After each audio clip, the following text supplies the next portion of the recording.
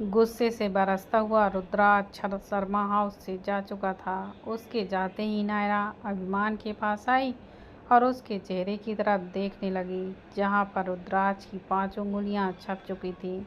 उसे देखते हुए उसने बेचारा सा मुंह बनाया तो अभिमान गुस्से से उसे देखने लगा। सिंघानिया पैलेस। रुद्राक्ष के जाते ही एक सर्वेंट उस कमरे में आई जहां पर नैना थी। उसने आकर उसे बताया कि बाहर ड्राइवर उसका इंतज़ार कर रहा है।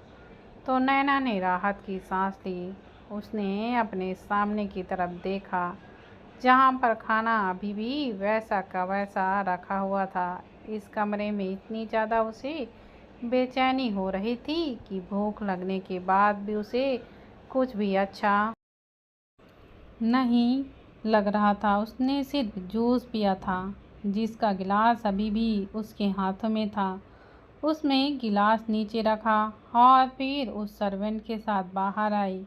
वो अभी उस कमरे से बाहर निकलकर ग्राउंड फ्लोर पर आई ही थी कि सुंदरिया उसके सामने आकर खड़ी हो गई। नैना हल्का सा मुस्कुरा कर आगे बढ़ने लगी लेकिन सुंदरिया ने उसे आवाज़ लगाकर रोका। अपने नाम को सुनकर नैना के कदम रुक गए। वो पलटकर सौंदर्या की तरफ देखने लगी तो सौंदर्या चेहरे पर गुरूर भरे एक्सप्रेशन की तरफ बढ़ी और मुस्कुराते हुए बोली, तुम नैना शर्मा हो ना? नैना ने मुस्कुराते हुए बस हाँ में जवाब दिया। तो सौंदर्या हल्का सा हंसी और बोली, अब मुझे समझ में आया कि रुद्राक्ष शर्मा स्टडीज में इतना इंटरेस्ट क्यों ले रहा है। मतलब मैं कुछ समझी नहीं, नैना ने कहा। सौंदर्या एक बार फिर से एटीट्यूड में मुस्कुराई और बोली, तुम काफ़ी खूबसूरत हो और काफ़ी चालाक भी। अब नैना को उसकी बातें टोंट लगने लगी थी लेकिन वो कुछ कहती उससे पहले ही वो सर्वेंट एक बार फिर से बोली, मैम रुद्राक्ष का ऑर्डर है कि आप वक्त पर घर पर चली जाएं। सर्वेंट की बात सुनकर नैना ने एक बार फिर से सौंदर्या की तरफ देखा जिसके चेहरे पर एक व्यंग से भरी मुस्कुराहट थी लेकिन अब उसने कुछ कहा नहीं और वो सर्वेंट के साथ बाहर आ गई। बाहर आते ही वो गाड़ी में बैठी और शर्मा हाउस की तरफ निकल गई। उसने सौंदर्या की बातें बहुत अजीब लगीं लेकिन फिलहाल उसने उसकी बातों को ध्यान नहीं दिया और एक बार फिर से अभिमान का थप्पड़ उसे लगना याद आने लगा। वो शर्मा हाउस पहुंची और गाड़ी से बाहर निकलकर अंदर की तरफ जाने लगी लेकिन जैसे ही उसने अंदर जाने का दरवाजे पर अपना कदम रखा किसी ने पीछे से उसे आवाज़ लगाई। वो एक कोरियर बॉय लग रहा था। नैना ने हैरानी से कोरियर बॉय की तरफ देखा और फिर उसकी तरफ आई तो उस कोरियर वाले ने उसकी तरफ एक बॉक्स बढ़ाया और बोला, ये आपके लिए है मैम, बट मैंने तो कुछ ऑर्डर ही नहीं किया ही नहीं है। नैना हैरानी से उस पैकेज को अपने हाथों में लेकर बोली, जो एक बॉक्स था। अब उसने वो बॉक्स वापस से उस कोरियर बॉय की तरफ बढ़ाया और बोली, शायद आपको कोई गलतफहमी हो गई है, मैंने कुछ भी ऑर्डर नहीं किया तो ये मेरा नहीं है। नहीं मैम, हमारी तरफ से कोई गलती नहीं हुई, उस कोरियर बॉय ने कहा और फिर जल्दी से वहाँ से चला गया। तो नैना बस हैरानी से उसकी तरफ देखती रह गई। एक बार फिर से उसने अपना अनजान दीवाना याद आने लगा। उसने उस पैकेट की तरफ देखा और फिर मन ही मन बोली, कहीं उसी दीवाने ने तो ये नहीं भेजा। सोचते उसके चेहरे पर एक मुस्कुराहट भी आ चुकी थी। वो उस बॉक्स को लेकर अंदर आई और सीधा अपने रूम में चली गई। नैना ने अंदर आकर वो बॉक्स अपने बेड पर रखा और फिर अलमारी से अपने कपड़े लेकर वॉशरूम में चेंज करने चली गई। कुछ देर शावर लेने के बाद वो वापस वॉशरूम से बाहर आई और बेड की तरफ गई। उसकी नज़रें एक बार फिर से उस गिफ्ट बॉक्स की तरफ थीं। वो उसे देखते हुए मन ही मन बोली, खोल कर देखूं या नहीं। रुद्राज वापिस सिंघानिया पैलेस आ चुका था। अब वो सीधा अपने कमरे में आया। उसका दरवाज़ा उसके ही फिंगरप्रिंट से खुलता था। उसके अंदर आते ही लाइट्स अपने आप ऑन हो गईं और पूरे कमरे में रोशनी बिखर गई। लेकिन उस कमरे में रोशनी के साथ साथ एक चीज़ और पूरी जगह पर फैली हुई थी, और वो थी नैना की मौजूदगी। उस कमरे की हर एक दीवार पर नैना की बहुत बड़ी बड़ी तस्वीरें लगी हुई थीं, और साथ ही साथ बेड के साइड टेबल पर भी उसकी छोटी सी तस्वीर रखी हुई थी।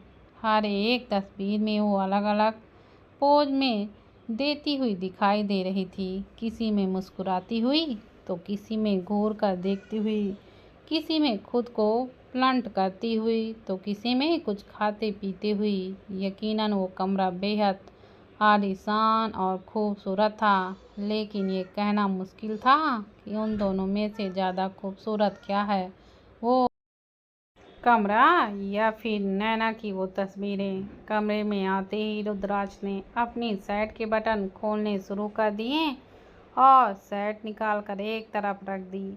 अब उसकी 42 इंच ब्रांड चेस्ट साफ दिखाई दे रही थी। उसने अपने होठों को गोल कर अपने ही चेस्ट पर हल्की सी हवा छोड़ी और फिर नैना की तस्वीरों को देखते हुए आईने के सामने आया। जैसे वो आईने के सामने आया, ऐसा लगा जैसे नैना उसके बिल्कुल साथ खड़ी हो, लेकिन ऐसा था नहीं। बिल्कुल पीछे दीवार पर नैना की बहुत बड़ी तस्वीर लगी हुई थी। अगर कोई आईने में देखे तो ऐसा ही लगता था जैसे खुद नैना आईने के सामने खड़ी हो। दोनों को एक साथ आईने में देखकर रुद्राज मुस्कुराया और फिर बिस्तर पर आ गया। उसने अपने फ़ोन की तरफ देखा। उसे इंतज़ार था किसी बात का, लेकिन अभी तक वो चीज़ हुई नहीं थी। वहीं दूसरी तरफ पूरे 10 मिनट हो चुके थे नैना को उस बॉक्स को घूरते हुए देखकर, लेकिन अभी तक उसने उस बॉक्स को खोला नहीं था। उसे इंतज़ार था पीहू और अंशु का। वो उन दोनों के सामने उस बॉक्स को खोलना चाहती थी, लेकिन अब उससे और ज़्यादा इंतज़ार नहीं हो रहा था। पूरी रात इस बॉक्स के साथ बिताना उसके लिए बहुत ज़्यादा मुश्किल हो रहा था।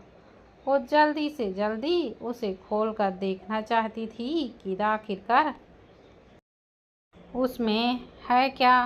आखिर हार कर उसने वो बॉक्स अपने हाथों में उठाया और उसे खोलकर देखने लगी। उसने उसका गिफ्ट रैप निकाला तो उसकी आंखें बड़ी हो गईं, क्योंकि उसके सामने एक फ़ोन बॉक्स था। वो iPhone 14 pro max gold plated था, और उसके साथ ही एक फ़ोन कवर भी था जो डायमंड प्लेटेड था। उस कवर पर रियल डायमंड लगे हुए थे। अपने सामने उस फ़ोन को और कवर को देखकर एक पल के लिए तो उसकी सांसें ही थम चुकी थीं।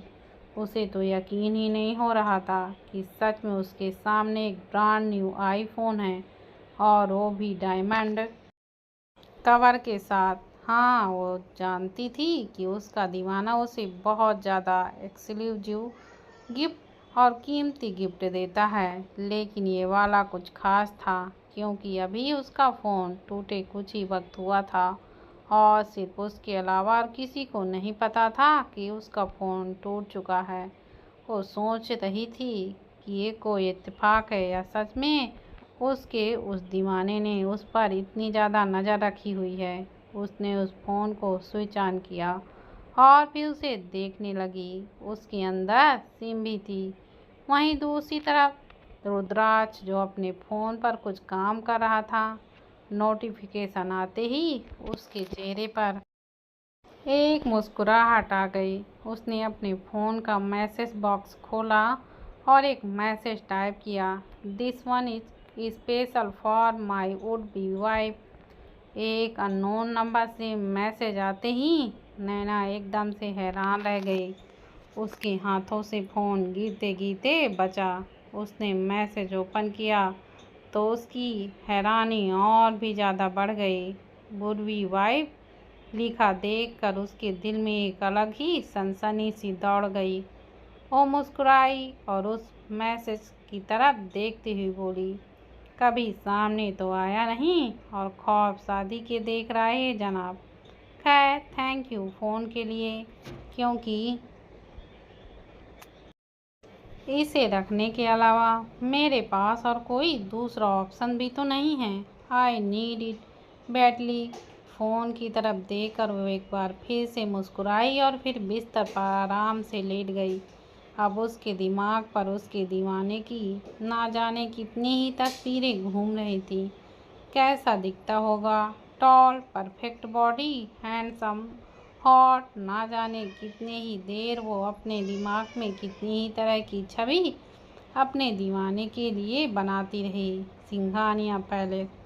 वहीं दूसरी तरफ रुद्राज की नज़रें अपने ही सामने लगी नैना की तस्वीर पर टिकी हुई थीं।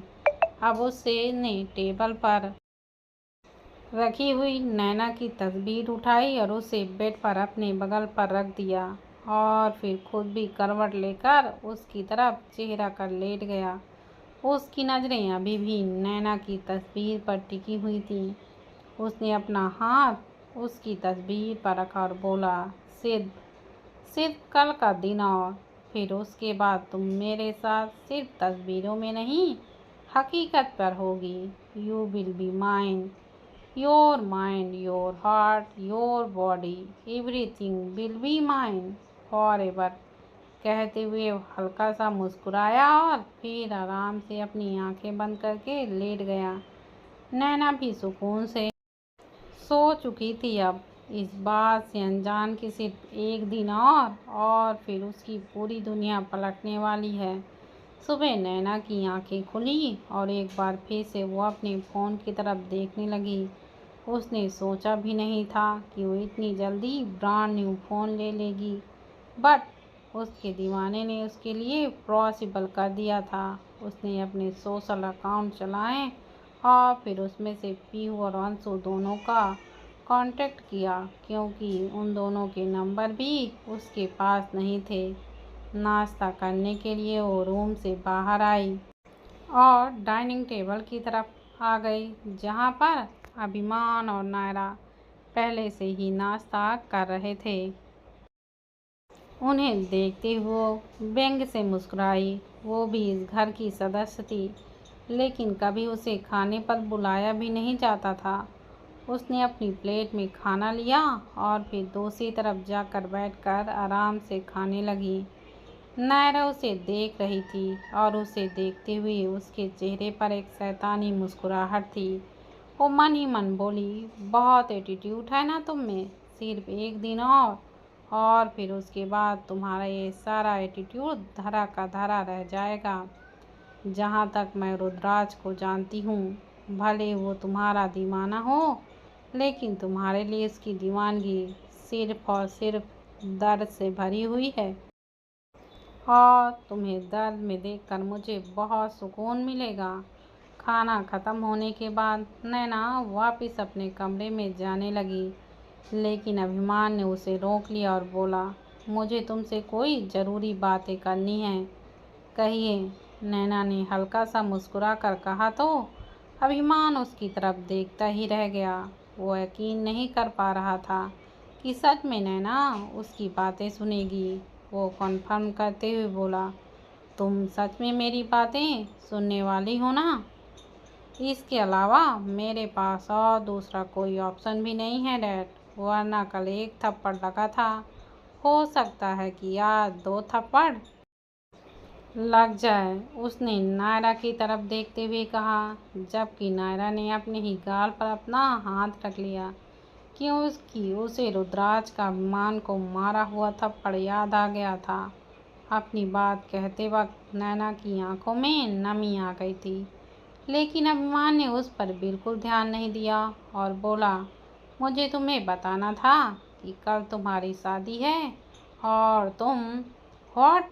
नैना उसकी बात बीच में ही काट कर हैरानी से बोली, मैंने तुम्हारी शादी फिक्स कर दी है और कल ही तुम्हारी शादी है, तो तुम्हें अपनी तरफ से कोई तैयारी? नो वे, मुझे कोई शादी नहीं करनी। नैना एक बार फिर से उसके बाद बीच में काट कर बोली। अब अभिमान थोड़ा सख्ती में बोला, लेकिन सब कुछ फिक्स हो चुका है और तुम्हें ये शादी करनी होगी। उसकी बात सुनकर नैना हल्का सा हंसी और बोली, आप सोच भी कैसे सकते हैं कि आप कहेंगे और मैं शादी कर लूँगी। शादी है डैड, कोई खेल नहीं, जिसका जब मन आए खेल ले। वो नायरा की तरफ देखकर बोली तो नायरा गुस्से से देखने लगी। चाहे खेल समझकर खेलो या फिर शादी समझकर, अच्छे से खुद को तैयार करो। आई डोंट केयर, लेकिन कल तुम्हारी शादी होकर ही रहेगी और ये मेरा आखिरी फैसला है। अभिमान ने कहा तो नैना बस उनकी तरफ देखती रह गई। वो एक बार फिर से हंसी और बोली, आपके लिए खेल होगा डैड, लेकिन मैं इसे कोई खेल नहीं समझ सकती। मैं कोई शादी नहीं करूँगी और ये मेरा फैसला है। इतना कहकर वो वहाँ से जाने लगी, लेकिन अभिमान ने उसका हाथ खींच लिया और उसे वापस अपने सामने खींचा। वो अब बिना किसी भाव के बोला, तुम्हें यह शादी करनी ही होगी, वरना भूल जाना कि मुझसे तुम्हारा कोई रिश्ता भी है। उसकी ये बात सुनकर तो अब नैना की हंसी और भी ज़्यादा तेज हो चुकी थी। वो भी उसे देखती हुई बोली, आपको लगता है कि मुझे याद होगा कि हम दोनों के बीच कोई रिश्ता है? मुझे बेशक से याद भी होगा, लेकिन आप तो ये बात कब से भूल चुकी हैं, क्योंकि अगर आपको ये बात याद होती तो आप मेरे साथ इस तरह से ज़बरदस्ती करते ही नहीं। बट लीव इट, आपको जो करना है आप करिए। मुझसे रिश्ता रखना है रखिए, नहीं रखना तो मत रखिए, लेकिन मैं आपकी बात हरगिज़ नहीं मानूंगी। मैं किसी से कोई शादी नहीं करने वाली।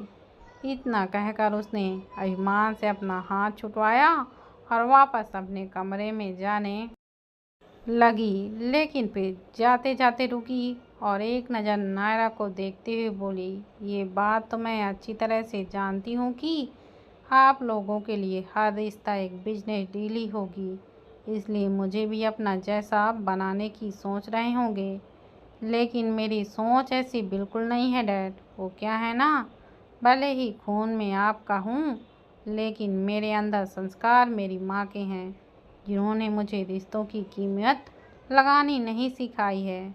उसकी बात ने न सिर्फ नायरा की बल्कि अभिमान की भी आंखें बड़ी कर दी थी। वो गुस्से से उसकी तरफ देखने लगा, लेकिन अब नैना वहाँ पर नहीं रुकी और जल्दी से अपने कमरे की तरफ भाग गई। कमरे के अंदर जाते जाते ही उसकी आंखों से आंसू बहने लगे थे। नायरा अभिमान के पास आई और उसके कंधे पर अपना हाथ रखते हुए बोली, अब तुम क्या करोगे? अगर नैना नहीं मानी तो रुद्राक्ष हमें किसी लायक नहीं छोड़ेगा तो रुद्राक्ष नैना को भी नहीं। उसे किसी भी हाल में नैना से शादी करनी है और रुद्राक्ष को जो चाहिए होता है ना, वो उसे हासिल करके रहता है। अभिमान ने भी कुछ सोचते हुए कहा। सिंघानिया इंस्टीट्यूट। रुद्राक्ष अपने आलीशान केबिन में बैठा हुआ था। अतुल्य ने दरवाजे को नॉक किया और अंदर आया। रुद्राक्ष ने अपनी नज़रें उठाकर उसकी तरफ देखा तो अतुल्य ने बोलना शुरू किया, गोवा में सारी तैयारियां कर दी गई हैं बॉस। शादी के मंडप से लेकर आप दोनों के लिए रिजॉर्ट्स तक की सारी तैयारियां हो चुकी हैं, और वो भी बिल्कुल वैसे ही जैसे आपने कहा था। बस आप मुझे बता दीजिए कि प्राइवेट जेट कब तक तैयार रखना है। आज रात 9 बजे तक। रुद्राक्ष बिना किसी भाव को बोला। अतुल्य ने हैरानी से उसे देखा और बोला, पर बॉस, आपने तो मिस्टर अभिमान को 2 दिन का वक्त दिया था, तो 2 दिन का तो वक्त कल ख़त्म होगा ना, तो फिर आज ही आप मिस नैना के साथ। रुद्राक्ष ने अपना लैपटॉप ऑन किया और मुस्कुराते हुए बोला, तुम्हें सच में लगता है अतुल्य कि मैं अपनी लिटिल गर्ल को पाने के लिए मैं उस अभिमान के भरोसे बैठा रहूँगा मैं जानता हूँ वो कुछ नहीं कर सकता। मेरी लिटिल गर्ल्स को मैं खुद मनाऊंगा। और अगर मिस नैना नहीं मानी तो? अतुल्य ने पूछा तो रुद्राज ने एक बार फिर से नज़रें उठाकर उसकी तरफ देखा और इस बार उसकी नज़रें बहुत इंटेंस थीं। चेहरा एकदम सख्त हो चुका था और सांसें एकदम से गहरी हो चुकी थीं। वो उसकी तरफ देखते हुए बोला, वो अब तक उसने सिर्फ रुद्राज को ही देखा है, अब वो अपने दीवाने को देखेगी। ये बात करते वक्त उसके चेहरे पर एक मिस्टीरियस स्माइल थी। रुद्राज अब एक बार फिर से अपने लैपटॉप पर कुछ काम करने लगा और काम करते हुए उसने अतुल्य से कुछ कहा, जिसे सुनकर अतुल्य की आंखें और भी बड़ी हो चुकी थीं। वो बोला, लेकिन बॉस, इससे तो उनका करोड़ों का नुकसान हो जाएगा और आपका भी। बात मेरी लिटिल गर्ल्स की है तो पैसे मेरे लिए मैटर नहीं करता। रुद्राज बिना किसी एक्सप्रेशन के साथ बोला, पर ऐसा भी हो सकता है ना बॉस, कि शायद मिस्टर अभिमान मिस नैना को मना ले। क्या आप फिर भी ऐसा करेंगे? उसका सवाल सुनकर रुद्राज के चेहरे पर व्यंग भरी मुस्कुराहट आ गई थी। उसने अपना लैपटॉप बंद किया और उसकी तरफ देखते हुए बोला, ये सज़ा उसे इसलिए दी जा रही है क्योंकि वो मेरे लिटिल गर्ल्स को मना नहीं पाया, बल्कि इसलिए दी जा रही है क्योंकि उसने मेरे लिटिल गर्ल्स को तकलीफ़ दी। अंजाम तो उसे भुगतना ही होगा। कहते हुए रुद्राज का चेहरा एकदम से एक्सप्रेशनलेस हो चुका था। उसकी आंखों के सामने नैना का चेहरा था, जिस पर उसने अभिमान की 5 उंगलियां छपी हुई देखी थी। उसकी बात सुनकर अतुल्य हल्का सा मुस्कुराता है और फिर ओके बॉस कहकर वहाँ से चला जाता है। बाहर आते ही उसने अपने फ़ोन से एक फ़ोन मिलाया और अभिमान शर्मा की 2 फैक्ट्रियों को आग से तबाह करने के ऑर्डर दे दिए। रुद्राज ने उसके जाने के बाद अपनी घड़ी की तरफ देखा, जिसमें इस वक्त 11 बज चुके थे। फिर उसने एक गहरी सांस ली और बोला, सिर्फ 10 घंटे और लिटिल गर्ल्स, उसके बाद तुम मेरी बाहों में होगी। वही कमरे में आने के बाद नैना ने अपने आंसू साफ किए और खुद से ही बोली, आज तक मेरे दिल में एक उम्मीद थी डैड, कि शायद आप किसी दिन तो मेरे डैड होने का फ़र्ज निभाएंगे, लेकिन मेरी सोच आपके प्रति गलत थी। और फिर आज आपने मेरी सारी उम्मीदें टूट गईं आपसे। और जब रिश्ता और उम्मीदें दोनों ही टूट जाएं, तो हम साथ होकर भी साथ नहीं होते। इसलिए मेरा यहाँ से चला जाना ही बेहतर होगा। कहते हुए उसने अलमारी से अपना सूटकेस और कपड़े निकालने शुरू कर दिए थे। उसने अपना सारा सामान पैक किया और बाहर की तरफ आई, जहां अभिमान और नायरा दोनों खड़े थे। उनके हाथों में सूटकेस देखकर उन दोनों की आंखें हैरानी से बड़ी हो चुकी थीं। लेकिन नैना ने उन दोनों से कुछ नहीं कहा और वह फिर बाहर दरवाजे की तरफ बढ़ गई। उसे उम्मीद थी कि अभिमान उसे रोकेगा, लेकिन जब अभिमान ने उसे नहीं रोका तो उसकी बची कुची भी उम्मीदें भी टूट गईं और वो घर से बाहर निकल गई। उसे जाते देख नायरा मुस्कुराई और फिर बोली, अब मिला मुझे सुकून, फाइनली अब सब कुछ मेरा होगा। लेकिन अगर तुम्हें ऐसा लग रहा है कि यहाँ से निकलकर तुम सिंघानिया पैलेस पर राज करोगी, तो ऐसा बिल्कुल भी नहीं होगा। वहाँ तो मैंने तुम्हारे लिए वो जाल बिछा रखा है, जहाँ से निकल पाना तुम्हारे लिए मुश्किल ही नहीं, नामुमकिन है। जब जब तुम उस जाल से निकलने की कोशिश करोगी, तो सिवाय दुख को जख्म देने के और कुछ नहीं कर पाओगी। दोस्तों, प्लीज़ आप लोग मेरी कहानी का कुछ रिस्पॉन्स तो कीजिए। आप लोग कुछ रिस्पॉन्स ही नहीं करते हैं कि आप लोगों को कहानी कैसी लगती है, इसलिए मुझे आगे की कहानी बनाने में मज़ा ही नहीं आ रहा है। सो प्लीज़, अगर आप लोगों को मेरी कहानी अच्छी लगती है तो प्लीज़ चैनल को लाइक शेयर और सब्सक्राइब करें और कमेंट करके मानना मत भूलिए कि यह कहानी आपको कैसी लगती है। धन्यवाद दोस्तों।